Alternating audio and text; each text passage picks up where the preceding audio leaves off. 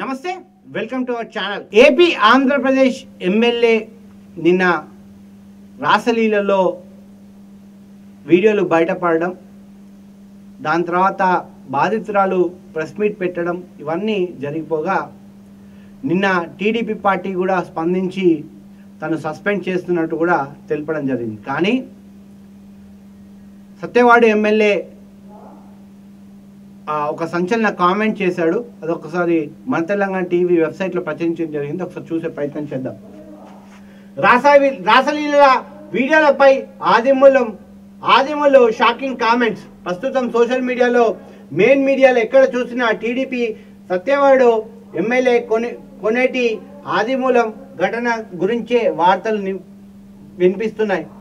ఆదిమూలంతో పార్టీలో పనిచేసే ఒక మహిళ ప్రస్తుతం సోషల్ మీడియాలో మెయిన్ మీడియాలో ఎక్కడ చూసినా టీడీపీ సత్యవాడ ఎమ్మెల్యేనే ఘటన గురించి వార్తలు వినిపిస్తున్నాయి. సంచలనంగా మారడంతో ఆదిమూలం అజ్ఞాతంలోకి వెళ్ళిపోయారు. దీన్ని సీరియస్ గా తీసుకున్నటువంటి టీడీపీ అధిష్టానం ఎమ్మెల్యే పార్టీ నుంచి సస్పెండ్ చేసింది.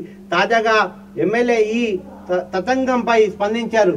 ఆయన ఏమన్నారో ఇప్పుడు చూద్దాం. తాజాగా ఆదిమూలు మీడియాతో మాట్లాడుతూ, నేను ప్రతి క్షణం ప్రజల్లోనే మమైక్యమై ప్రజాసేవలో చేసుకునే వ్యక్తిని. ఇలాంటి నాపై ఆ మహిళ అధ్యక్షురాలు అబాండం వేయడం మంచి పద్ధతి కాదు. ఎన్నికల టైంలో నాతో పాటు ప్రచారంలో తిరిగింది. ప్రస్తుతం కావాలనే నాపై కుట్ర చేసింది. ఆరోపణలు వినిపిస్తుంది. నేను కింది స్థాయి నుంచి వచ్చిన నాయకుడిని. 50 సంవత్సరాలకు పైగా పొలిటికల్లో ఉన్నాను. ఇప్పటి వరకు నా పైన ఎటువంటి ఆరోపణ ఎక్కడ కూడా లేవు. నేను ఎక్కడ తప్పు చేసినా ఉంటే మీరు చెక్ చేసుకోండి. అంతే. నాపై కొంతమంది రాజకీయ ప్రత్యర్థులు కుట్ర పన్ని ఈ విధంగా ఆరోపిస్తారు. సరే సార్, ఇప్పుడు మీరు కుట్ర పన్నీరు అనుకుందాం. ఆ అమ్మాయి ఎవరైతే మీ సత్యవాడు అధ్యక్షురాలు ఎవరైతే ఉందో కుట్ర పన్నీరు అనుకుందాం. కుట్ర పన్నితే ఆ వీడియోలు మళ్ళా నీవి కావా? నువ్వే కదా మాట్లాడుతుంది. కాల్ లిస్ట్ కూడా బయట పెట్టింది అమ్మాయి నిన్న ప్రెస్ మీట్లో. ఆ కాల్ లిస్ట్ కూడా బయట పెట్టింది. ఎన్నిసార్లు ఫోన్ చేసినావో ఏందనేది కూడా మొత్తం కూడా బయట పెట్టింది. మళ్ళీ ఇప్పుడు దానికి సమాధానం చెప్పండి. నిజంగా వాస్తవం ఒప్పుకోండి. మీరు రాజకీయ నాయకులు అయినంత మాత్రాన తప్పై పోదు. ఖచ్చితంగా ఏదో ఒక రోజు బయటపడుతుంది. ఇట్లాంటి వాళ్ళు ఉన్నంత కాలము ఈ రాజకీయాలన్నీ బస్టిపోతుంది. ఇప్పటికైనా ఈ టీడీపీ వ్యక్తిని రాజకీయ సన్యాసులుగా మార్చేశారు. ఎందుకంటే చంద్రబాబు నాయుడు కూడా మళ్ళీ తీసుకోవద్దు ఇటువంటి వ్యక్తుల్ని. ఒక వీడియో నిన్న నుంచి వైఎస్ఆర్సీపీ జనాలు ట్రోల్ చేస్తూ ఉన్నారు. ఇటు సత్యవాడ ఎమ్మెల్యే, ఇటు ఎంపీ క్యాండిడేట్ ఇద్దరు కూడా ఉంటే అటు ఎంపీ స్థానంలో ఉంటే, రాష్ట్రానికి ఉంటే ఖచ్చితంగా సత్యవాడు అభివృద్ధి జరుగుతుంది అని చెప్పారు. నిన్న నుంచి అది ట్రోల్ అవుతోంది. పెద్ద ఆయన పేరు కూడా నువ్వు నిలబెట్టలేకపోయినావు. మళ్ళీ నువ్వు మాట్లాడుతున్నావు. ఇక ఈ అమ్మాయి ఏం మాట్లాడింది అనేది కూడా ఒక్కసారి మీకు నా దగ్గర ఆ వీడియో ఉంది, ఒకసారి చూపించే ప్రయత్నం చేస్తాను. ఎమ్మెల్యే అయిన తర్వాత భీమాస్ ప్యారడైస్ తిరుపతికి రావాలని చెప్పి కోరగా, నేను ఎమ్మెల్యే గారు ఏదో అర్జెంటుగా రమ్మంటా ఉన్నాడని చెప్పి నేను కార్ బుక్ చేసుకొని అక్కడికి వెళ్ళడం జరిగింది. రూమ్ నెంబర్ 109 జూలై 6వ తారీఖు రోజు నేను అక్కడికి వెళ్ళడం జరిగింది. అక్కడ ఎవరూ లేదు, ప్రశాంతంగా ఉన్నింది. ఎమ్మెల్యే గారు మాత్రమే రూమ్లో ఉన్నారు. నేను వెంటనే రూమ్లోకి వెళ్ళడం, నా పైన బలాత్కారానికి పాల్పడిన తర్వాత నేను అతనికి లొంగిపోవడం జరిగిన తర్వాత ఈ విషయం ఎక్కడైనా బయట చెప్పావంటే నేను చంపేస్తాను, నీ కుటుంబాన్ని చంపేస్తాను అని చెప్పి బెదిరించడం జరిగింది. అందువల్ల నేను ఎవరికి చెప్పుకోకుండా నేను సైలెంట్గా ఉండిపోయాను. మళ్ళీ ఇంకొకసారి ఫోన్ చేసి నువ్వు కానీ రాలేదంటే నేను మళ్ళీ నీ కుటుంబాన్ని, నీ భర్తని చంపేస్తానని చెప్పి నన్ను బెదిరించడం జరిగింది. బెదిరించడం ద్వారా నేను మళ్ళీ అక్కడికి భీమాస్ ప్యారడైస్కి వెళ్ళడం జరిగింది. వెళ్ళిన తర్వాత నేను పూర్తిగా ఆయన్ని అవాయిడ్ చేస్తూ వచ్చాను.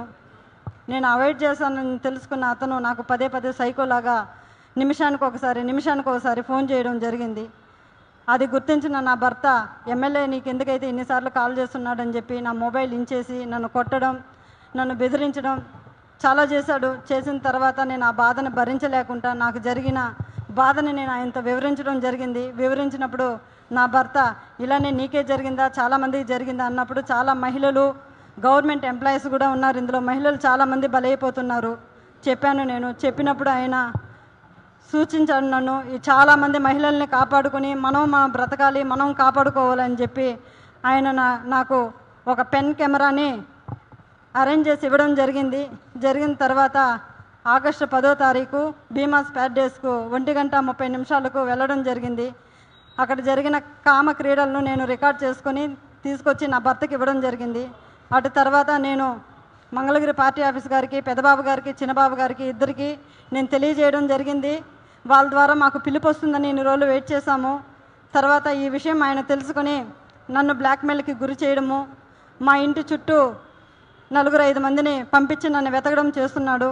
నాకు ప్రాణహాని ఉంది, ప్రాణ భయంతో నేను ఇక్కడికి రావడం జరిగింది. అంతేకాకుండా ఇలాంటి చీడ పురుగులు తెలుగుదేశం పార్టీలో ఉన్న రోజులు తెలుగుదేశం పార్టీకి మంచి పేరు రాదని చెప్పి బాబు గారికి తెలియజేస్తున్నాను. అయ్యా బాబు గారు, నేనేదో తెలుగుదేశం పార్టీని కించపరచాలని చెప్పి నేను ఇక్కడికి రాలేదు. అతని వల్ల నాకు ప్రాణహాని ఉంది, నన్ను నేను కాపాడుకోవాలని చెప్పి నేను ఇక్కడికి రావడం జరిగింది. ఇతన్ని కానీ మీరు వెంటనే సస్పెండ్ కానీ చేయలేదంటే నాలాంటి అమ్మాయిలు చాలామంది మహిళలు శీలాన్ని కోల్పోయి బయట రాలేకుండా కుంగిపోతూ ఉన్నారు. మీరు అది గుర్తించి అతన్ని వెంటనే సస్పెండ్ చేయాలని నేను మీకు కోరుకుంటున్నాను. అంతేకాక మీరు కానీ సస్పెండ్ చేయలేదు, నేను, నా భర్త, నా పిల్లలు ఆత్మహత్య చేసుకొని చనిపోతాము మంగళగిరి పార్టీ ఆఫీస్ ఎదురుగా అని చెప్పి నేను మిమ్మల్ని కోరుకుంటున్నాను. శరణు మహాప్రభు చంద్రబాబు నాయుడు గారు, మాకు మీరే దిక్కు శరణు బాబు అని కోరుకుంటున్నాను.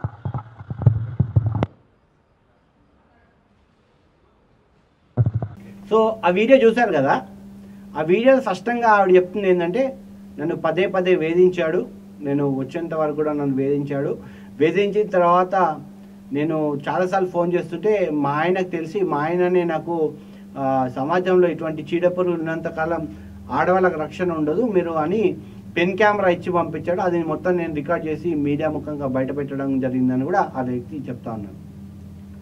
ఇప్పటికైనా అధికారులు, అటు పోలీస్ యంత్రాంగం ఖచ్చితంగా ఈ ఎమ్మెల్యేపై రిజిస్టర్ అయిన కేసు ముందుకు తీసుకెళ్ళి పారదర్శకంగా, అంటే ఎటువంటి రాజకీయ ఒత్తిడిలోకి దొరకకుండా అమ్మాయికి న్యాయం చేయాలని కూడా మన తెలంగాణ టీవీ కోరుకుంటుంది.